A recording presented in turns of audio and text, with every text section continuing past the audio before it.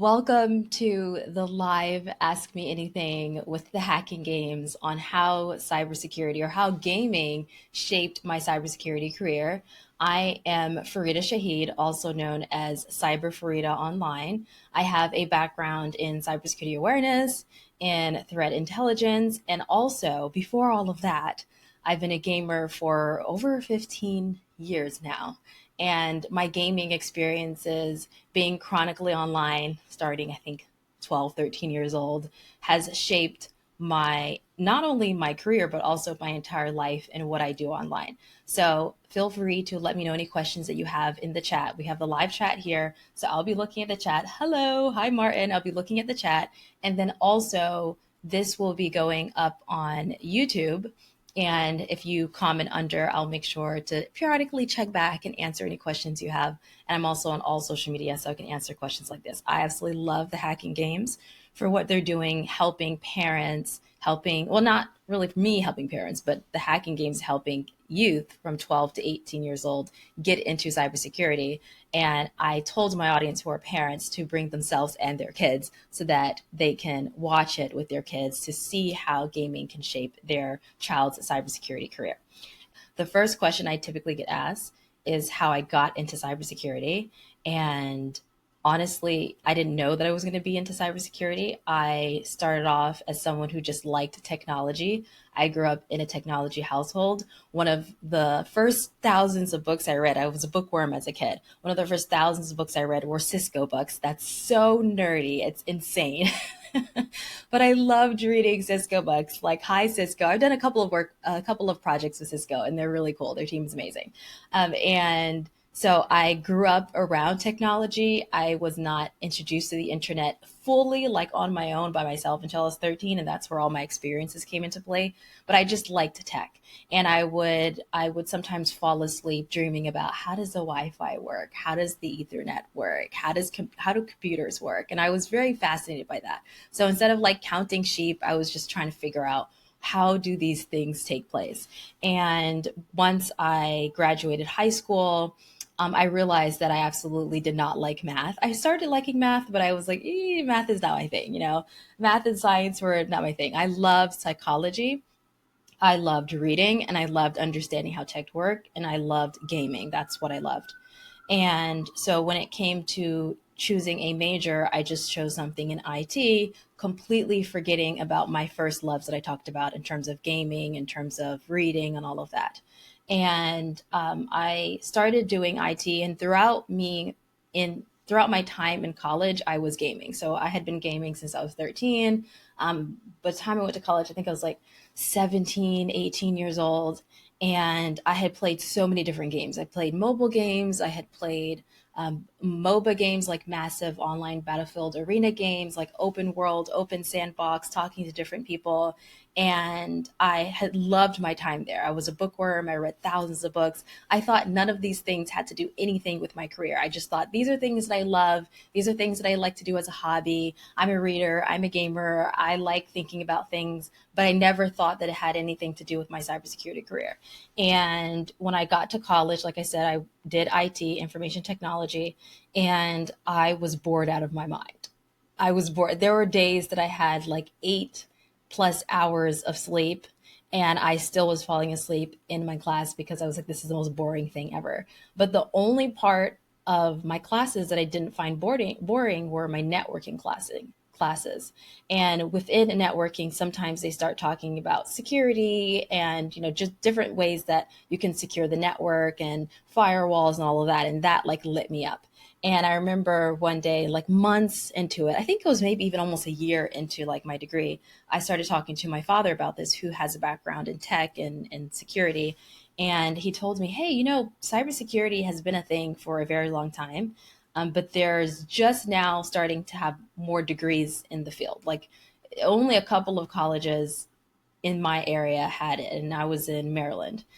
And I thought, okay, well, maybe I should look into that. That'd be cool. I didn't know if I would like it, but I thought, like, I'm already getting bored with IT, so let me go and look into cybersecurity. And so I did a bunch of research and I found out that, hey, this actually is really cool. And he's right that I would be really good with it. And his thought process was, you have a background, you've traveled the world as a kid.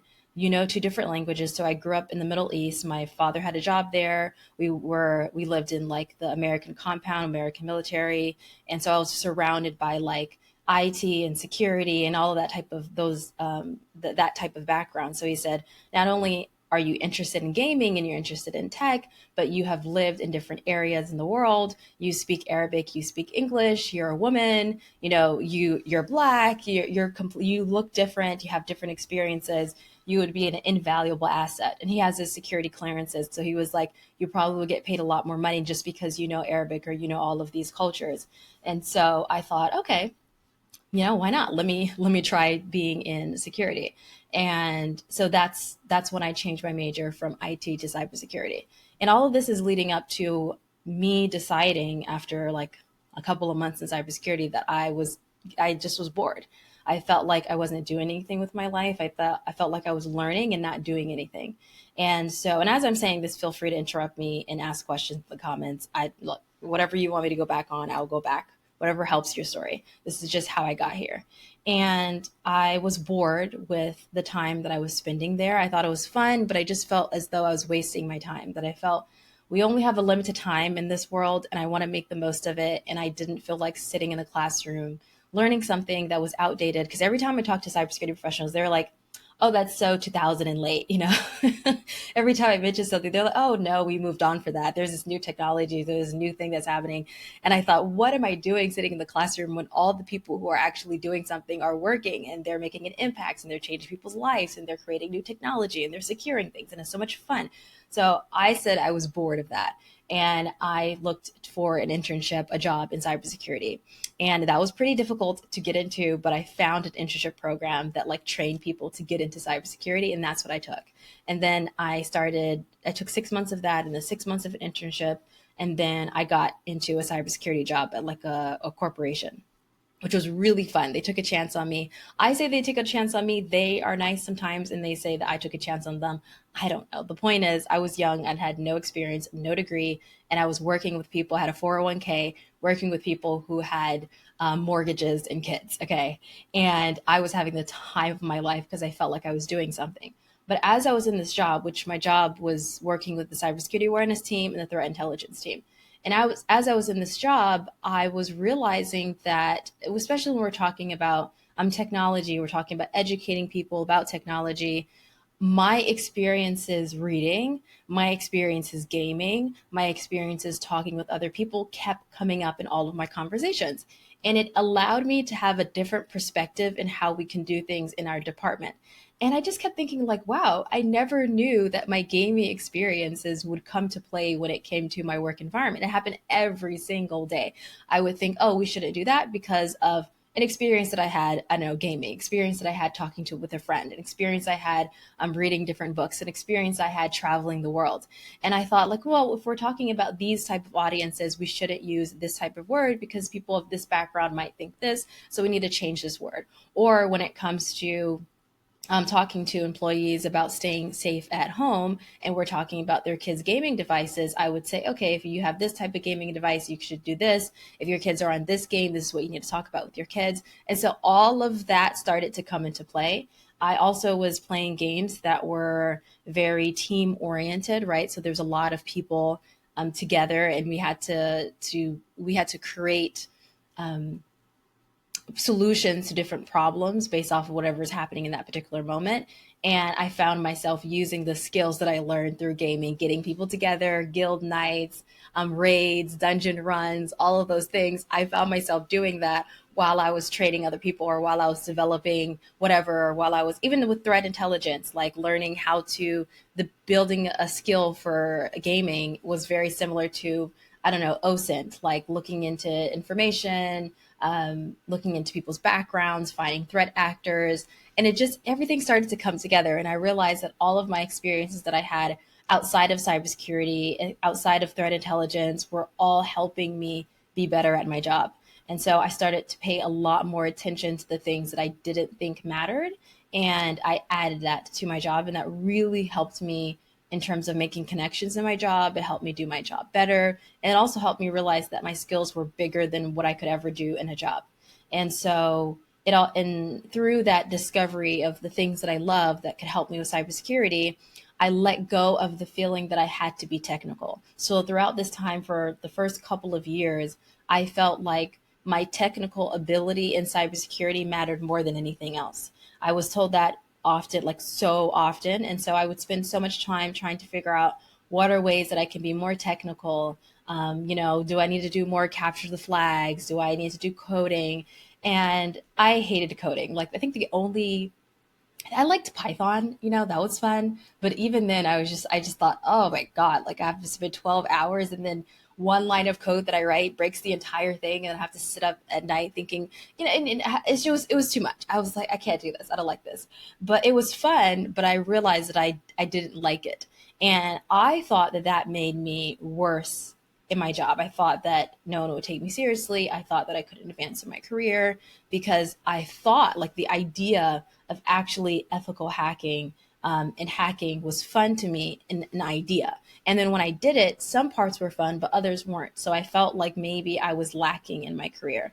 And it quickly made me realize that, well, I mean, it took me a while, honestly. But through those experiences of me thinking back and using my gaming experiences helped me understand that no, actually, there's so many other experiences that I could draw from. And so I think it took me around 3 years, maybe 4 years to actually get rid of the thing of me having to be technical. What were some of my favorite games? Oh, honestly, I can't remember all my favorite games.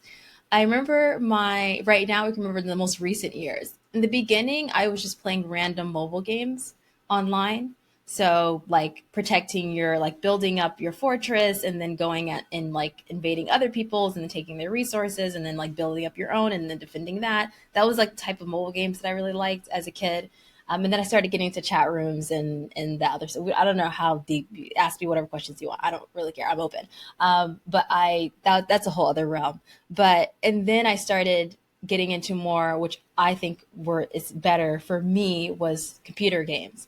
And so with the computer games, I think I started with the random games. Like I think there was Black Desert Online. Then I started with Guild Wars 2, which Guild Wars 2, I did that for a little bit. That was really fun. I did World versus World. So there's like groups of people versus a groups of people, and that like managing all those groups of people and then winning the fight based off of everybody's abilities, which is really, really, really relevant to cybersecurity because you have a bunch of different people in a team that's defending against another person, and you have the attackers and then you have the offense, and you have every single person has different abilities, not only in the characters but the person actually playing them. And so how to manage everybody and how to make sure everyone's skills are being used in the correct manner, in the correct environment, at the correct time, speaking them in the right way in order to get the thing done, that all mattered when it came to cybersecurity. Didn't think that. I was just thinking I'm playing an online game, who cares, right? And so that was the game that I started playing. Then I started playing Dota 2, which I didn't love as much, so I like didn't play that as much. And then I went into League of Legends, which I've been playing for like I think over 10 years. I don't know. And I got into League of Legends, which that is when I learned a lot from that. And once I started reflecting on my experiences gaming, I was talking to a mentor of mine. Her name is Dr. Jessica Barker. She's amazing. She's amazing, amazing, amazing. I searched frantically online for like mentors, and that's how I found her. And we were talking. We had dinner. It was, I think this was the first time we had met. No, actually, the second time we had met in person. She lived in the UK. And we had met in person, and I talked about my passion for gaming. And I was like, oh my God, gaming helps you with this, gaming helps you with that, gaming helps cybersecurity in this way. And she was like, Fareedah, why don't you just make an article about this? Like, make an article about it. And she texted her friend who ran Info Security magazine. And she was like, hey, I have this mentee who like loves gaming and she talks about gaming and cybersecurity. You should have her make an article series. And I made an article series for them. When was the time you realized gaming shaped your career? Um, it was when I found myself thinking, it was like when I was in corporate in meetings or I was doing like presentations, and I found myself repeating the same things I said to my gaming friends or myself while I was gaming. And then I realized, oh, wait a minute. This is helpful. Oh, you realize it shaped my career. I think it was a slow realization. So those moments, those like meetings, those moments of, oh, like I'm saying the same things. And when I was doing presentations in corporate and parents would ask me, because they knew that I was a gamer, I would say it sometimes because it was relevant. Not all the time. It wasn't relevant all the time, but sometimes it was, especially when I was talking about like, families staying safe online when we did those type of presentations, especially in October, National Cybersecurity Awareness Month. And they would ask about gaming and I would talk about it. And then that's when I put everything together. And then from there, that's when I started realizing, oh, this is shaping my career. Not only has it shaped my experiences online, but it's shaping my career. And yeah, I did a lot of like meditation and bringing everything together to realize what is actually important to me. And there was I was reading so many books about like career and self-help, and one of the exercises they always said to do is to think about things that you have loved as a kid and then combine it with your career. And that's what I started doing. I started thinking of that, and that's how it came. Oh, what do you advise to make cybersecurity awareness context specific?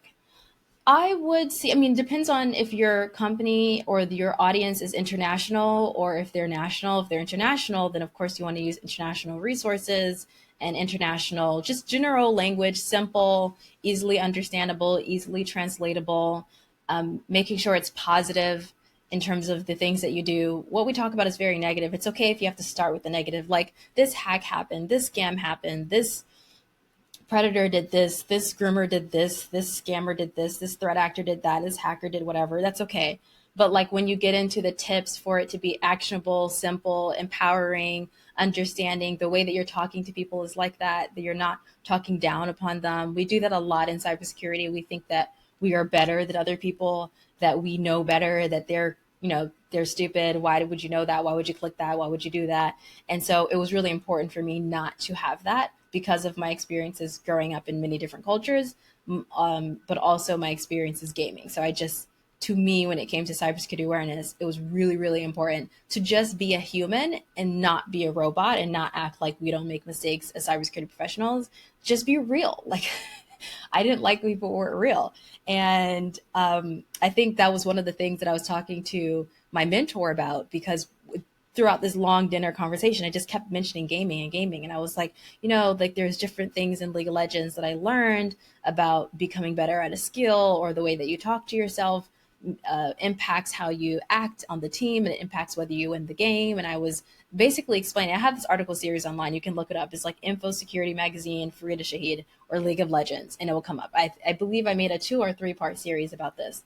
And it's basically explaining, if we want to win the game of cybersecurity, if we want to be the ones that are really protecting the people and protecting nations and protecting whatever against bad actors, then we have to be the ones that are cultivating community and cultivating a space where people feel good enough. It's not always going to be a safe space, but as much as possible, like just try not to like alienate other people because they believe something different than you, or they operate different than you, or they don't know what you know, because everyone has strengths. That was essentially one of the things I was saying in the article. And the article was seen by a couple of people, and it ended up someone who ran Adrian, who ran it was in Tennessee. They ran a cybersecurity conference, B-Sides Knoxville. And they saw that article series and they were like, oh, like, let's have you as a keynote speaker. And there's a lot more to that story, but that's essentially what happened by the end. Like, I'm just wrapping it up, making it smaller. But they ended up asking me to do a keynote speech for them. And then I went to Tennessee. That was my first keynote speech in my cybersecurity career ever. And that all came from my reflections on gaming. And I made a keynote speech about gaming and how basically the lessons that you can learn from gaming can help us build cybersecurity into basically something that can reach our goals. So that was my entire keynote speech. I believe it's on YouTube still. And the audience, I had really, really great reactions. People were like, wait a minute, I'm a gamer and I never thought about my gaming skills being used in a cybersecurity context. And so that's kind of like how it started to begin, where I was doing reflections or I was talking and it reminded me about my gaming experiences. Because to me, life is everything, right? If you're interested in plumbing, you can add that to cybersecurity. Actually, there's this person, yeah, they were a plumber, and they were a part. I don't know if they were exactly in my team working in corporate, but they were in the general, like the same floor. and they took their plumbing experiences and added it to IT, not IT, cybersecurity. Well, actually IT and then cybersecurity. There's another who was like an architect, and they took their architectural background and they use it for security architecture. There are people who are, of course, your teacher, teaching, breaking down hard concepts. There's someone who knows how to break down like hard concept when it comes to negotiating a contract for security, when it comes to breaking down to the team what they need to do in order to secure the network. There's so many things that you can do. For someone beginning their career, how do you recommend choosing between a degree, certs, or practical learning? For someone trying to get into cybersecurity, I believe that you don't have to worry about a degree or certification or experience. You have to think about what you actually want and then you go to that. So if you believe, honestly, I think of like, what is your dream life? That's, I always go into there, right? Because choosing between a degree and cert and practical learning is really, really, really challenging. So you have to decide, what type of lifestyle do I want to live? What most interests me, and what could impact my life the most or my family's life the most, and what could I do, what could I see myself doing for 20, 30, and 40 years? Not to say it has to be this particular thing you can never change, but what could either be something that you could do and never change for 40 years, or what could you do that can expand to so many different things that no matter what you change, you're always going to learn something because you're having fun and it's helping you with the way that you want to operate in your career. So that's kind of like how I would say, in terms of that's the way you view it, and then you decide whether or not you can get certs or degree or practical learning. So I'll go into like me and my example and how I did it. So for me, I was thinking I'm going to go to college. So that's what I did. I was going and I was pursuing a degree. While I was in college, I realized that this was not for me at this particular time. I'm open to, in 10 years, and once I'm like, settled down a little bit more, I don't know, 20 years, and going back and doing a degree just for fun. But at that moment in my life, it wasn't practical to stay in school and get a degree for my own personal reasons, because for me it wasn't right at that particular time.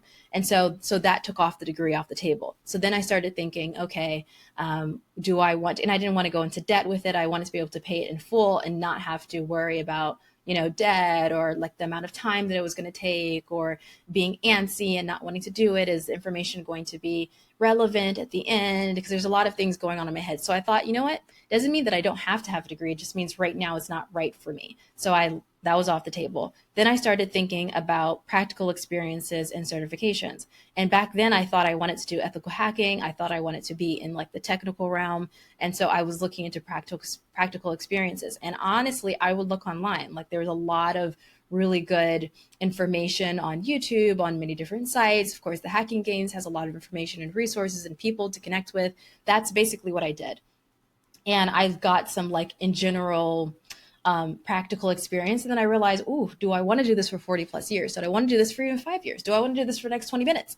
Actually, the answer was yes for 20 minutes. When I thought, 20 hours, the answer was no. So I thought, okay, if I want to do this for 20 minutes, but not for 20 hours, then I shouldn't be doing this. This means that I have to change my practical learning. So I don't want to do ethical hacking. I want to do something else. And so I thought maybe looking into like OSINT or threat. I'm looking into different threats and the backgrounds and just basically threat intelligence. That would be fun. And it was really fun, but I realized that wasn't for me fully, but it was fun while I did it.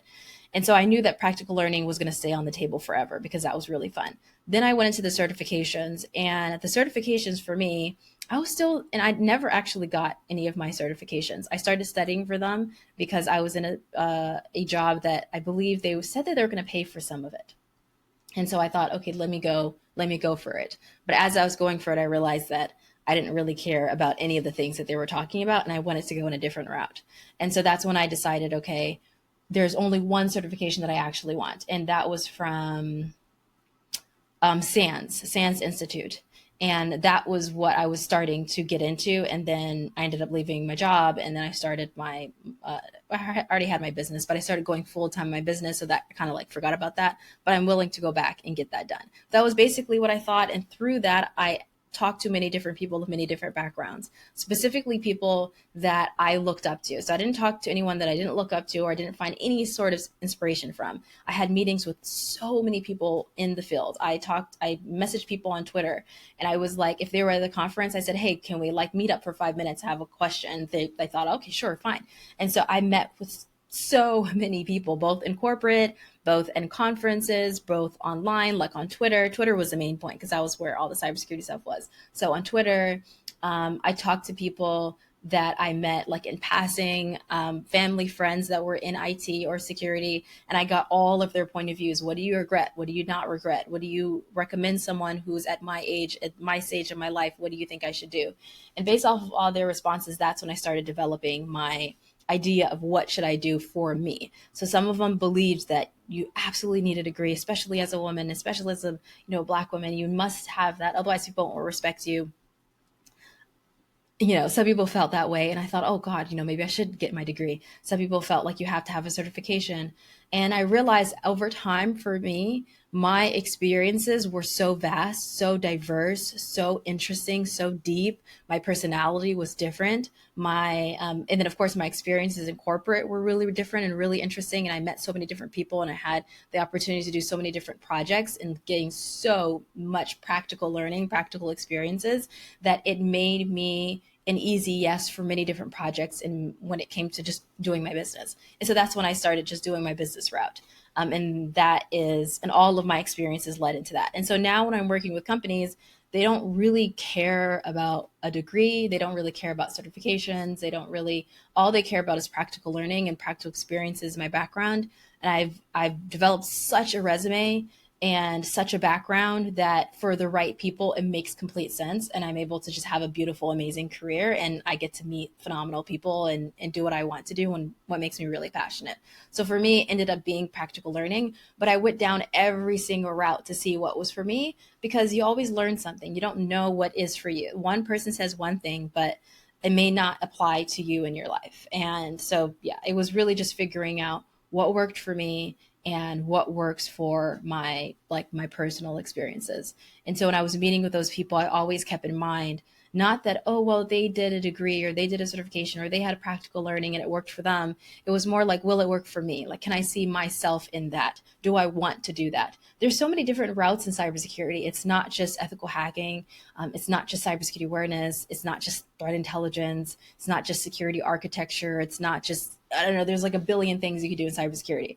I always say taking what you're really good at and some of what you're passionate about. You don't have to take all your hobbies and put it in cybersecurity. But like you can take some of the hobbies and see how can it relate to cybersecurity. If you're really good at knitting, oh, there's a lot in cybersecurity that knitting, your background in knitting can really help you with, right? If you're really good at horseback riding, you're really good at writing, you're really good at drawing. There's an endless amount. Never think that some random experience that you had doesn't matter when it comes to security. It's similar to like the nursing background, like people with nursing degrees. So many people think that, oh, if I'm a nurse, by the way, forgive me if you're a nurse, you know about nursing or you have a background of that. This is just an outside, regular civilian talking about this. Okay. So many people think that like, oh, when you're a nurse, because I have a couple of nurse friends, like, oh, when you're a nurse, you have to like work at a hospital and that's it. Like you find a hospital in your area or somewhere where you want to live. And then that's it. You have to go into nursing. But most people don't know that you can be a travel nurse. You can be a nurse in, the Philippines and then be a nurse in Dubai and then be a nurse in London and then be a nurse in Brazil and then be a nurse in Canada. Like you can do whatever you want. You can do like short-term projects where you only do 6 months, a year, 3 years, and then you can leave and you can go somewhere else. So it's like we have to like expand our minds when it comes to your degree in your life. You're more than just a degree, right? They're more than just a certification. What is your experience of being a woman in the cybersecurity space? Um, Honestly, I love it. It's been great. Love it. There have been like some challenges with it, of course, because people don't take you seriously. When I was working in corporate, obviously I wore less pink because there are just certain things that as a woman, when you do, you're taken less seriously. They don't think that you know what you're talking about. And so you have to be a little bit more careful. There's a reason why a lot of women who do super well, you see them, they're wearing like a suit and they're wearing all black and they're like, we mean business. So I wore a lot of black in corporate and, but I still did some fun colors every now and then with black, mostly black. So I think it was more about being careful about what I'm doing and how I appear. That didn't stop my personality though. It was a lot. I had to figure out what I was going to say and what I was not going to say because I wasn't a very I'm not like a very like, oh, I'm very serious and like we cannot laugh and we cannot crack a smile. I mean, come on, look at my background. There's flowers, there's vines everywhere. I have these fun colors. I have my lightning bolt. Like that's not me, okay? But I so it's really basically back and forth of how do you need to appear. Thankfully, no one ever made me feel. People have made me feel uncomfortable sometimes, but I never went through a circumstance where someone violated my boundaries to such a degree that it was absolutely traumatizing and I felt like I couldn't be there. I thankfully never experienced something like that, and I hope I never have to. I'm definitely not in corporate. I experienced that online as a kid, and that's why I do what I do right now. But in terms of corporate, I never experienced that, so that was good. But it really is just people not taking you seriously. I think that's one of the biggest things when it comes to that. And I think for a lot of women, you feel because people won't take you seriously, you need to have a degree, you need to have whatever. And I believe that, yeah, if you believe you should, you absolutely should. Like, you need to do whatever you need to do. Wear black, get 50,000 degrees, get a master's, get a PhD, but do it for you and do it because you know it's going to make you better. But overall, my experiences as a woman has really helped me have a different perspective on cybersecurity, a different perspective on the threats in it, right? So when I was in corporate, we were so focused on like the corporate aspect of it, which I love. I think it's really fun to protect the business, protect the employees within it, but also what also impacts the business, the employees and their families and their kids and their thoughts about cybersecurity and whether they feel supported in their role, if they're overworked, if they're stressed. So I think as a woman, you have like many different perspectives because you get to see all of that play out. So I had a couple of people talk to me and tell me, you shouldn't be, what is it? There's a couple, I remember someone said something about like not appearing too girly in cybersecurity because you want to be taken seriously. And there's so many of us now that are pushing against that. There's a lot of us online that you see who are girly, who wear dresses, who are themselves, who laugh, who smile, who can be taken seriously. But please know that you have to build something in order sometimes to get to that point in terms of internally, not just externally, but internal.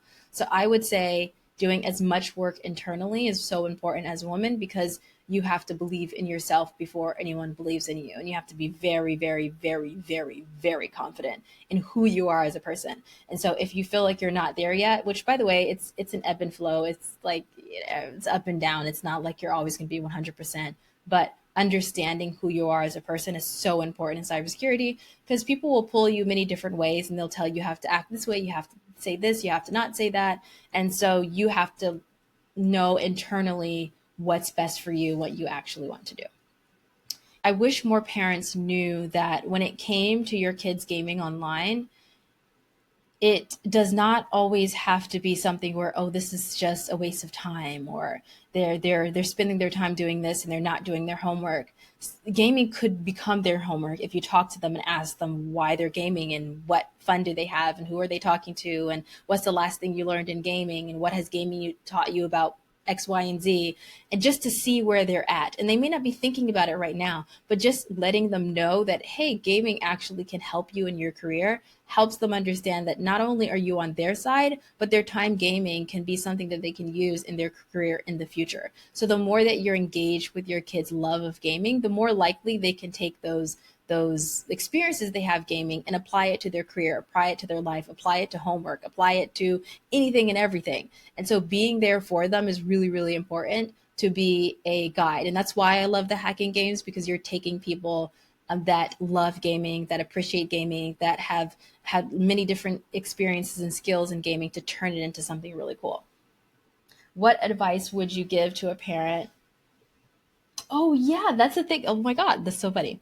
Not productive. Honestly, I always say if your kid is gaming so much and they're neglecting their homework or they're neglecting their, I don't know, taking a shower, brushing their teeth, cleaning, doing their chores, then something else bigger is happening than just gaming. So I would look at what emotions are they running away from? Is there something happening in school? Is there something happening internally? Are they spiraling internally that makes them feel as though I need to escape to game to escape those emotions? Because when you get into like the root of the problem, things start to slowly but surely solve themselves. And so it's really important if you're worried about your kid not being productive or you're worried about your kid wasting time gaming, then showing them, connecting with them before you even get to the waste of time is better. Because I know that when my parents thought that my gaming was a waste of time, or they felt like I wasn't being productive, I shut down and I didn't want to talk to them about anything. And I didn't care about what they had to say about gaming. I was completely disconnected from them. And I feel as though if you're a parent, if you're an adult and you're worried about that, then connect with your kids' love of gaming. Ask them questions about their gaming. Like if you know that they play a certain game, just say, hey, like what streamers do you watch? Do you like streamers? What are you learning in the game? Is there a skill that you have to develop right now? Like for instance, right now, I started playing Valorant. It's a first person shooter. It's the first time in my life that I've been into this because I have extreme motion sickness and I could not handle any FPS game. And right now I can because I don't know, Valorant, it's very like steady for whatever reason.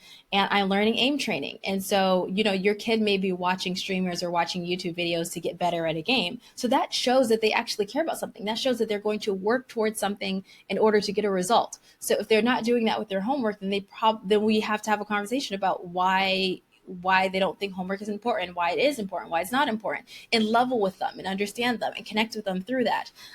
You can play the games with them. You can have them play the games and show you how to build it. You can have conversations about the games, what they're doing, the new event, what's happening. Just connecting with them is really important. And because that helps you guide them in a right way. You can't guide your kids if they're shut down and they don't want you to be there because you are consistently saying, oh, what you're doing is wrong and you're spending too much time and you're wasting time and da da da da. Your kids are like, da, da, da, da. That's what your kid is hearing. Da, da, da. That's all. What could change in education to help kids develop the skills needed in cybersecurity? I would say giving kids, I mean, with education is formal education in terms of in the school. That can be challenging because there's a lot of red tape in terms of what can be done. But with the teachers and educators talking about different and bringing other speakers, bringing people, the hacking games, bringing people from different backgrounds in to talk to the students about different ways that they can get into cybersecurity or tech or AI in the digital world and use the skills that they have. They don't have to be technical. They don't have to be an ethical hacker. They don't have to be whatever. And they could be. If they are, then that's phenomenal. That's amazing. They can take their skills in Minecraft. They can take their skills in Roblox. They can take their skills in Valorant and Fortnite, and they can, Call of Duty, and they can bring it together in order to do something in cybersecurity. So just educating kids on the fact that exists and then showing them videos of people online, letting them see other people doing that and expanding their minds. There are many books you can look online of like cybersecurity for kids, of different careers that kids can have. And so just educating them that it exists and that it's open and that they can be in security is really, really important. The whole bottom line with this in terms of gaming or reading or whatever, slime, DIY, whatever your kid is really interested in, is that you're engaging with it, what they love, and you're encouraging them and showing them that there's many different possibilities with what they love. Any sources, books, or websites? Well, the hacking games. I mean, y'all have a great resource. You have the Discord channel. You have people like me who come in who do Ask Me Anythings. You have a platform that you're building. You have a mission that you're going into. And so I would say things like the hacking games. There are like sites to learn about security. There's like Cybrary. I have like a whole list.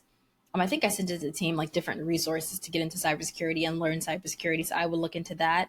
I would follow people online that if you're already online, if you're already scrolling through TikTok, if you're already scrolling through Instagram and YouTube and Twitter and Reddit, then follow people who are in the field, who are interesting, that you find something pulls you to them. You don't know what it is. Don't just follow random people in the field that you don't know anything about and you don't care, because that will turn you off from the field. Like follow people that you think are interesting. I did this in high school. Like I was just following people that I were thinking, oh, that's a really interesting person. That's a really interesting thing, right? It's really cool. Yes. I sent the team the list of resources that I have. And so I'm sure that they can email it to everyone here because I believe that you're their newsletter email list. If you're not, then get on it and they can send it there. But yeah, I have a list of so many different resources. Like if you're a woman and you want to get into cybersecurity, I don't remember everything on top of my head because I don't talk about this every single day, but I have like a whole list of things. But these are things that have come off on top of my head in terms of what to do. Books. Books, it really depends on what you're interested in. I would like Google, what are you interested in? Are you interested in hacking stories? Are you interested in threat intelligence? Are you interested in cybersecurity awareness? Are you interested? I have some of the books here, but I can't figure out where they are. I have a big shelf. Um, I think one of them is right there.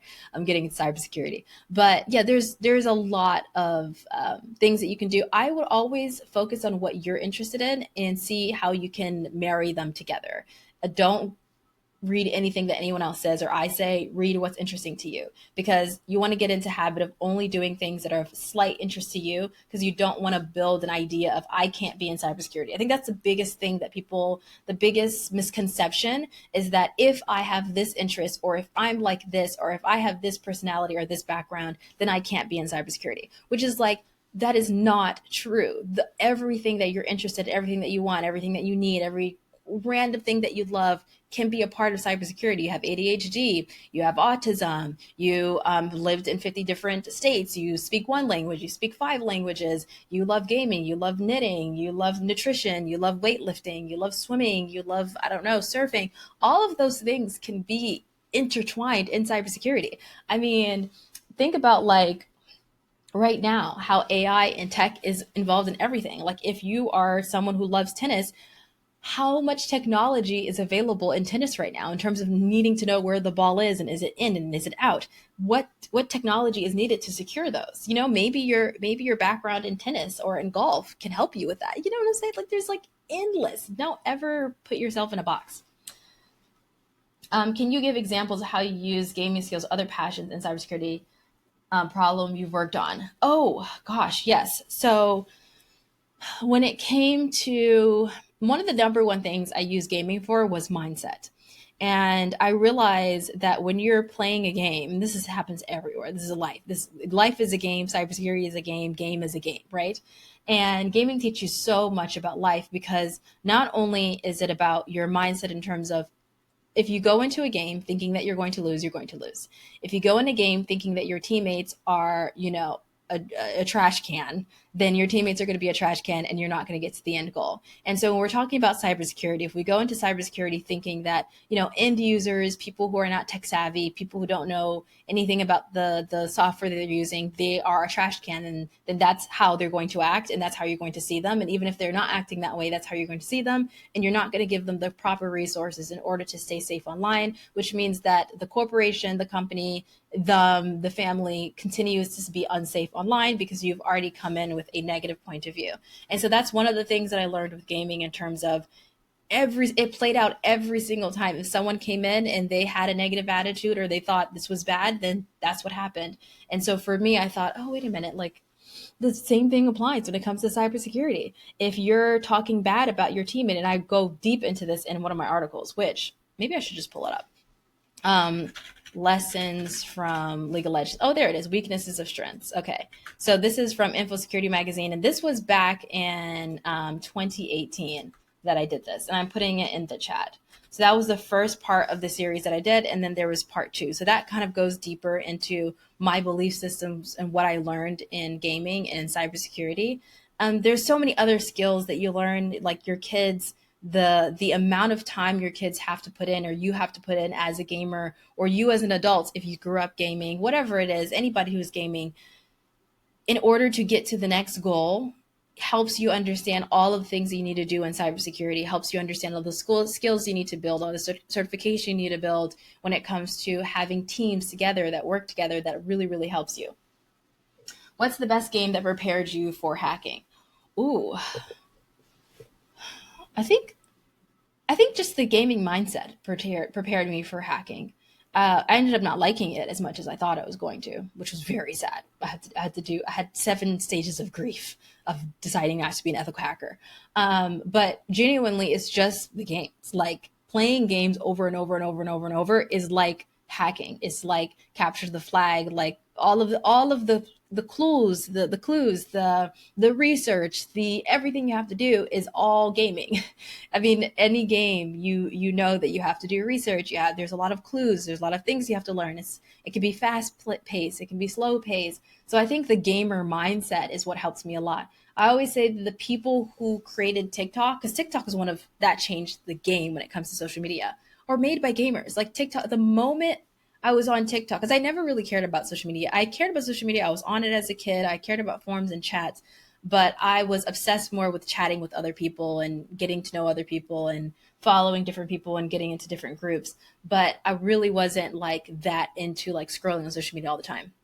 But when TikTok came out, I immediately knew that it was made by gamers. I was like, this was a platform with somebody with a gaming mindset because I just can't imagine someone who didn't play games who could create a platform like that. That's just how I thought of it. And so that's similar to how I think about hacking. So many people who are in hacking, a lot of them understand gaming and understand that world because gaming is like, I mean, hacking is like gaming on steroids. And so it's really just the mindset that you have. It's similar to people who are athletes and you have a background and whatever it is, whatever the part of being an athlete that you're in. Obviously, I was not an athlete. Like I love tennis. I think that was it. I think that was it. I was not into anything else, not really. But you know, the things that you learn from swimming, the things that you learn from running, the things you learn from baseball, things you learn from football, all of that, the grit, the determination, the waking up early, practicing, all of that prepares you for so many things in life. It's very similar when it comes to gaming because gaming typically is online and you're using a computer and everything that you're doing is virtual.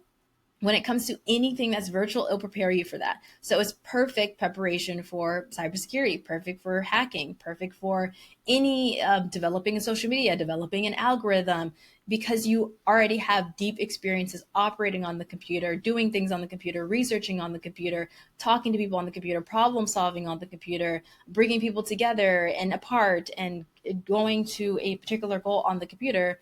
It's obviously going to be easier for you to now shift that to a game. If you're building games on Roblox, on Minecraft, it's easier for you to get into building, you know, a an app, you building something for security, you building whatever. It's like it's an easier ask to get there.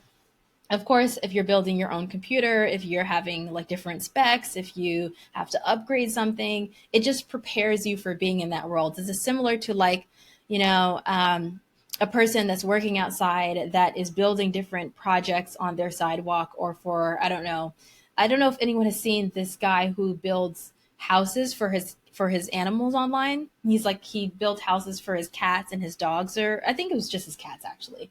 I can't remember where he is based, but he has made all of these things like intricate, like a bathroom for his cat, a movie theater for his cat, a living room for his cat, a mall for his cat, a vacation spot for his cat. He's been doing all of this. So because of all of experiences with that, obviously he's really good at building things. So if it comes to becoming having a career in construction, which he has a business already who does a lot of different things, but if someone wants him to do a construction project or wants him to build a sculpting thing, he already is in that world, so it kind of prepares you for that. So that's basically what gaming is. If we live in a digital world, if we live in an AI world, and your kid is always online, specifically they're gaming the system, they're gaming, they're learning, they're researching, they're developing, they're engaging, then when it comes to understanding a concept of an algorithm or understanding how to protect it or understanding all of these intricate parts of gaming, they're easily able to connect that. Not to say that they're 100% going to, but they're easily able to do that.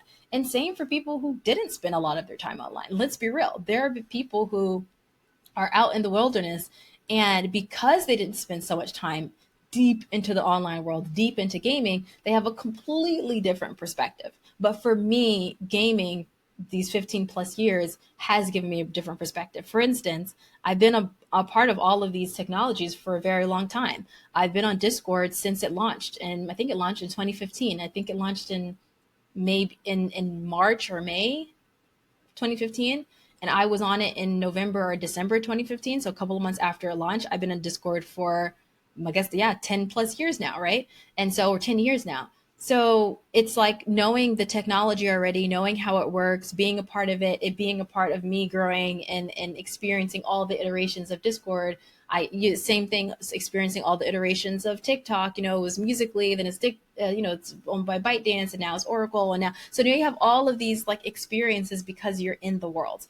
And so that's what I say in terms in terms of what helps you.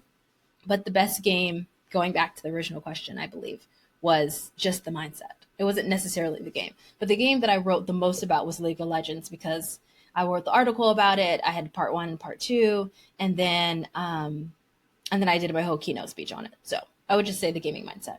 Is there something you wish was different in the industry?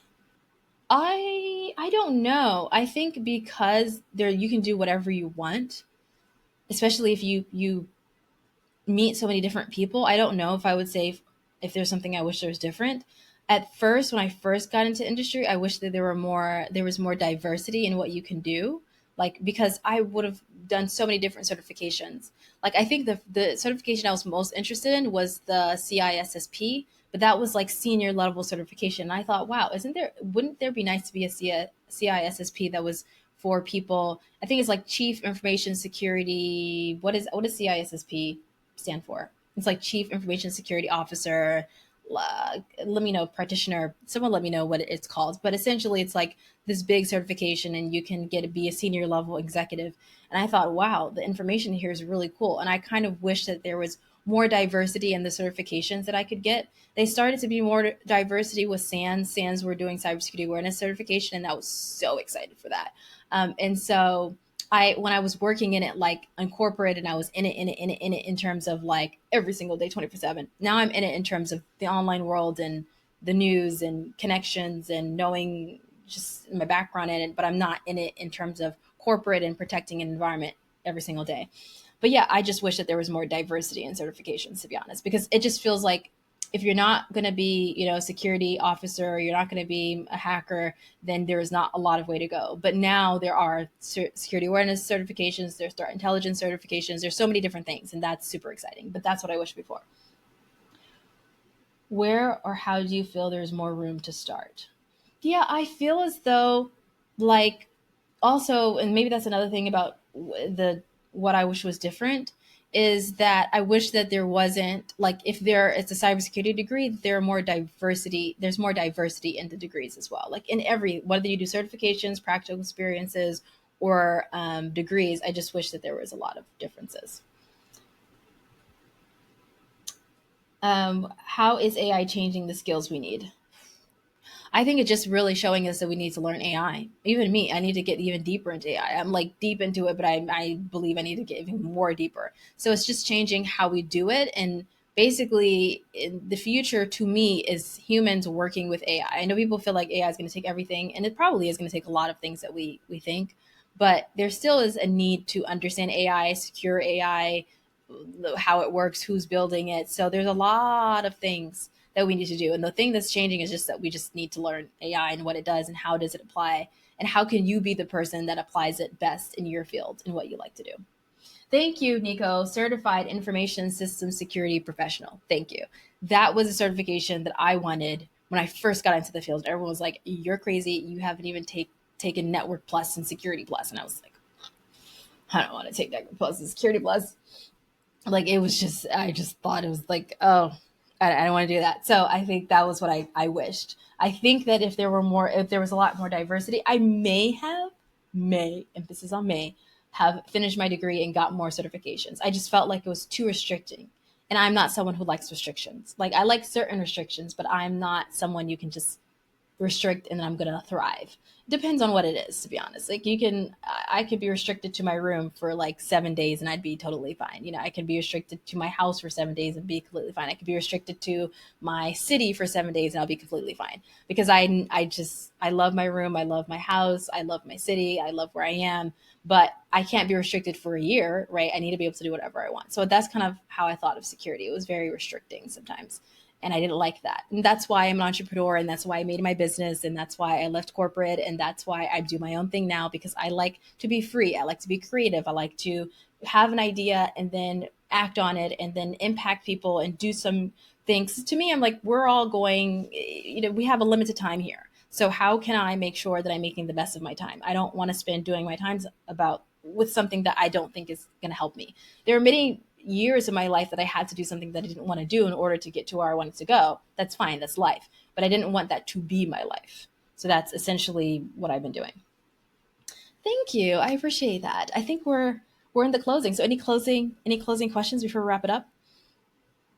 What in your career are you most proud of? Oh, mean, besides the people around me, the people who I love, the people who appreciated me, they made me who I am in terms of shaping my viewpoints and helping me. But I'm most proud of my